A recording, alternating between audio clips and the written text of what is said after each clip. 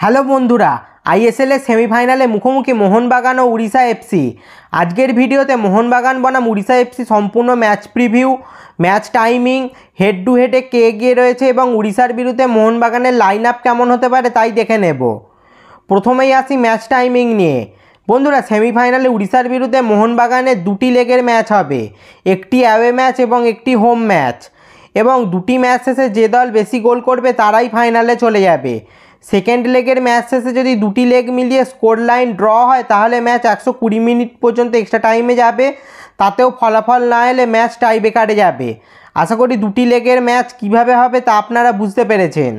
প্রথম লেগের ম্যাচে মোহনবাগান উড়িষ্যার বিরুদ্ধে মুখোমুখি হবে 23 এপ্রিল মঙ্গলবার সন্ধ্যে 7:30টায়। উড়িষ্যা বনাম মোহনবাগান আইএসএল সেমিফাইনালের প্রথম লেগের ম্যাচটি অনুষ্ঠিত হবে উড়িষ্যার কলিঙ্গ স্টেডিয়ামে। এটি মোহনবাগানের কাছে অ্যাওয়ে ম্যাচ। এবার আসা যাক হেড টু হেডে মুখোমুখি লড়াইয়ে কে এগিয়ে রয়েছে তা নিয়ে।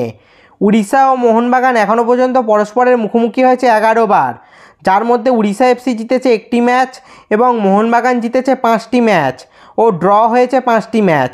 তো বন্ধুরা, হেড টু হেডের লড়াইয়ে মোহনবাগান অনেক এগিয়ে রয়েছে। চলুন এবার উড়িষ্যার বিরুদ্ধে মোহনবাগানের একাদশ কীরকম হতে পারে তাই দেখে নিই।